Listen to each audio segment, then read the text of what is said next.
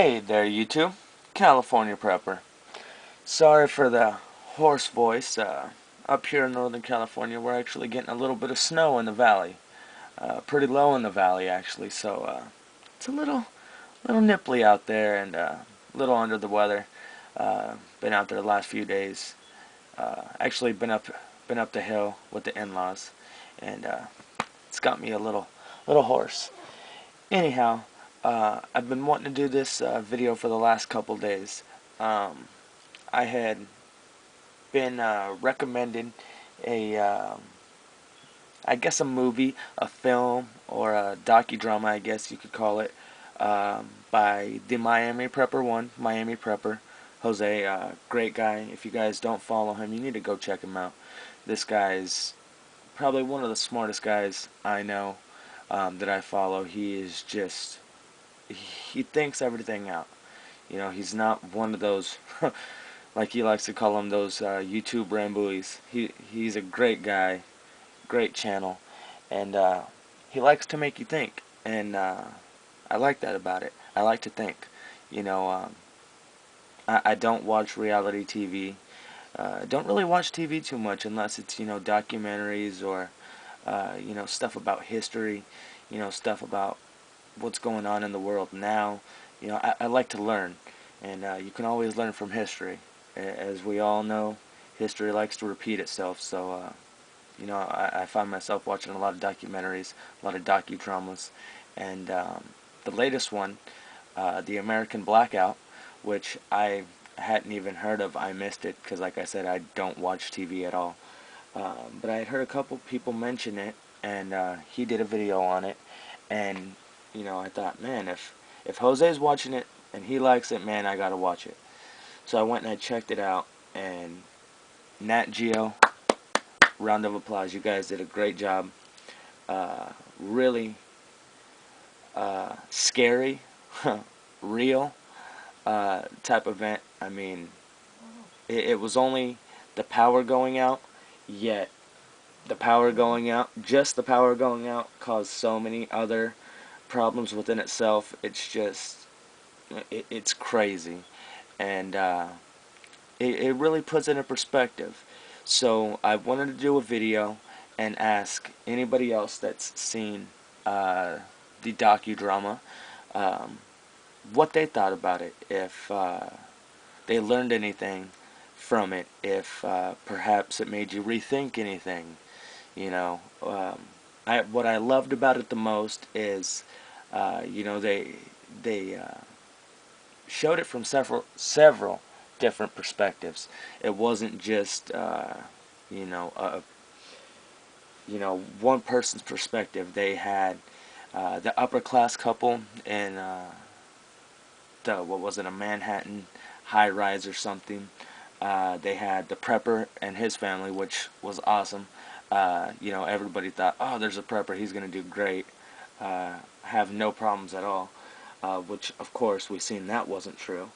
There was a family of three, husband and a wife, and like a 5-year-old daughter, and the wife was pregnant. So I mean, who doesn't have a neighbor? Everybody knows somebody like that. I have 2 kids of my own. My wife's not pregnant, but yeah, I just about fit that category myself. What else was there? Oh, there was a group of 3 or 4 college kids stuck in a campus elevator. It just it showed everybody's problems, different things that everybody would have to deal with if just one thing happened. And they didn't go into full detail as in how horrible it really could have been. It was only 10 or 12 days that it actually covered in the entire film, and after 12 days, not even 2 weeks, America was brought to its knees. It was crazy, hectic. It was scary. You know, um, for any of those people that are out there praying for SHTF to pop off, that really puts it in perspective for you. It's not going to be a cakewalk. It's not going to be all butterflies and pixies. You know, it's going to be real. It's going to be raw, and you're going to have to fight for everything you have, and fight for your life. You know, civilization. Everybody just, you know, I don't want to work. I don't want to have to do anything.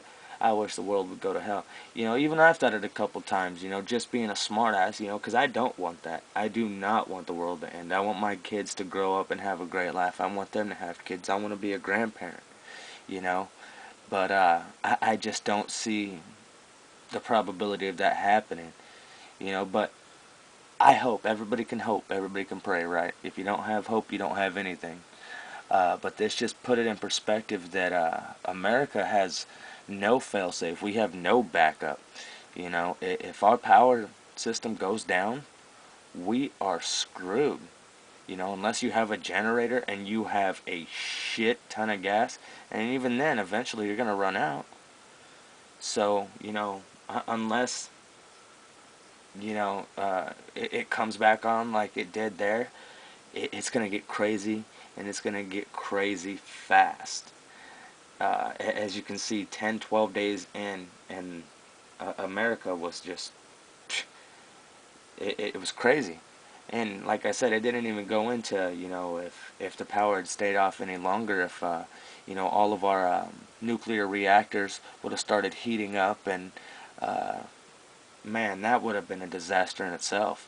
You know, if the shit ever does hit the fan, we're screwed, because I don't know if you guys have ever watched that episode of, what is it, The World After People, or something like that. I think it's on Nat Geo as well. Just a great show, but they showed it, and they talked about how many nuclear plants are just in the U.S. alone, let alone worldwide. And if just something happened in the U.S. where the U.S. lost power like that, and our nuclear power plants went, you know, radioactive, and we couldn't keep them cool, man, we would be in a world of trouble. There would be no coming back from that. The ground would be unfertile. Everything would be, you know, completely poisoned. The air, the water, the animals, you know, there would be no way to survive. You know, there would be so much toxic debris in the atmosphere. Everybody would die. So, you know, it's everybody wants to prepare for it, but I don't think that even preparing is going to do us much good. Like this showed us, you know, even the most prepared and most well thought plans have their flaws, and that's why I wanted to make this video, because I wanted to know if anybody else, you know, had any changes of heart while watching the film. You know, had any ideas. Um, did it scare you?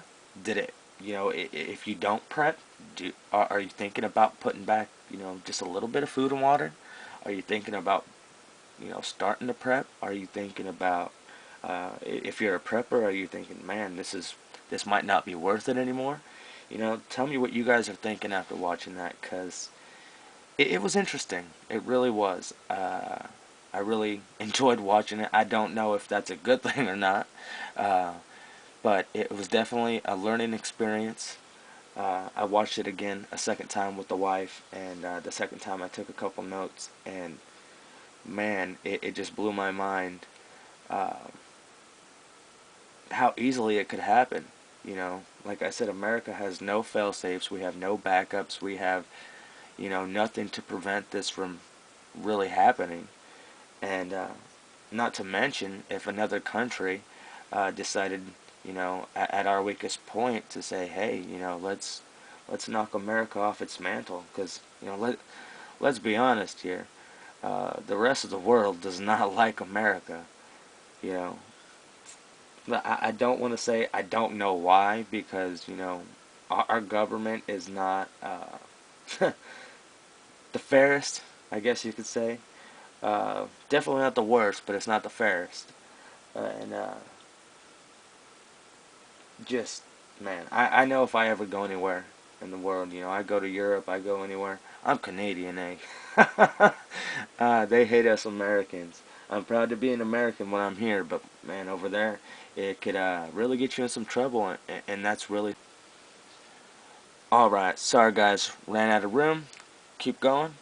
So, like I was saying, the rest of the world just, they don't really care for Americans too much, and I can't say I blame them too much. Um, it's funny, we as Americans, we can look at, let's take Russia's president, Vladimir Putin. What do they call him? Russian dictator, and we can put all these names uh, to other officials in other countries and talk about North Korea's leader and how corrupt and horrible he is. Yet the sheeple in America can't see that our government's not any better. And the rest of the world, no wonder they don't like us. I really can't blame them for that. So I'm not saying I support them, but I'm not saying that I don't see at least why a lot of countries are upset with the U.S. and its government. It's not the people's fault, and it's us innocent people that get attacked. It's usually not the government that gets the brunt of the bull. It's usually the innocent civilians, but still. Uh, so, like I was saying, have a few questions for you guys. This is going to be a little bit of a long video, so appreciate you guys sticking around. But I have a couple questions. I want to make this a discussion video. Hopefully, I'll get some great comments back, some PMs, some VRs, whatever you guys want to do. I just love talking to you guys, love getting you guys' feedback, love hearing back from you guys. And man, this just really blew my mind. Uh, it was really real, and that was what was so scary about it, was how real it was, and how quick it could happen, and how real it got, and then how quick it was over. You know, if some choices, a lot of people that I seen on YouTube, were like, oh, I would have did this, this and that. But if those choices had been made, and what happened in the end when the power came back on, you know, if you would have ended up killing somebody, you're going to still have to deal with that in the end. Like they said, all laws are still inactive, so you can't uh, just... A real hard situation. Real hard situation. So, like I said, that's why I wanted to discuss it with you, because just a great discussion topic, I think, and a great uh, learning tool, I think this film was. So I'd love to hear back from you guys. Please feel free. Shoot me a PM. Shoot me a message, comment, VR, whatever you'd like. I'd love to hear from you. Uh, that's my favorite part about YouTube, is getting to hear back from you guys and learning from each other. So I'd like to use this as a learning tool and try and learn from it. Sorry guys, had a little bit of dry mouth. But like I said, um, if you're a prepper, did it make you second guess some of your preps? Did it make you rethink some things? If you're not a prepper, did it make you think, hey, maybe I should put some food, water back? I mean, water was going, what, $10, $20 a bottle of water? What, that guy was offering $40 for a gallon? Water is going to be one of the biggest staples, and still, that's one of the things that I'm lacking on. I consider myself, somewhat of a prepper, obviously California prepper, but still, water is one of the things that I'm lacking on, and I need to get back on track with. When I lived in my apartment, I had a huge water storage going, and when I moved, I left it all behind just because it was going to be too hard to move. I would have had to rent a truck, a whole separate truck for a whole nother day, just to move my water storage, and it was just too much work to do. So I do need to get back on that. But like I said, I'd love to hear back from you guys. Love to hear what you guys learned, what you thought about it. Is there anything that you thought that's just fake, that's not going to happen? Anything, whatever you felt, whatever you thought, whatever you learned. Uh, Tell me about it. I want to hear back from you guys. I want to learn from you guys. You know, what are your thoughts after watching the film? What were your thoughts going into the film? You know, first of all, what were you thinking going into it? Did it change after you watched it? Um, yeah, you know, I just, because, man, I just keep thinking about it. I want to watch it again. Um, really good film, like I said. Round of applause for Nat Geo. They did a great job with this, and I think everybody should watch this. Prepper, non-prepper, just a great learning tool for everybody. So, thanks for watching, guys. I really appreciate you guys sticking around for the long video. And please feel free to share your thoughts on the American Blackout. Great job, Nat Geo. That's going to do it. California Prepper. Be safe and happy holidays, guys.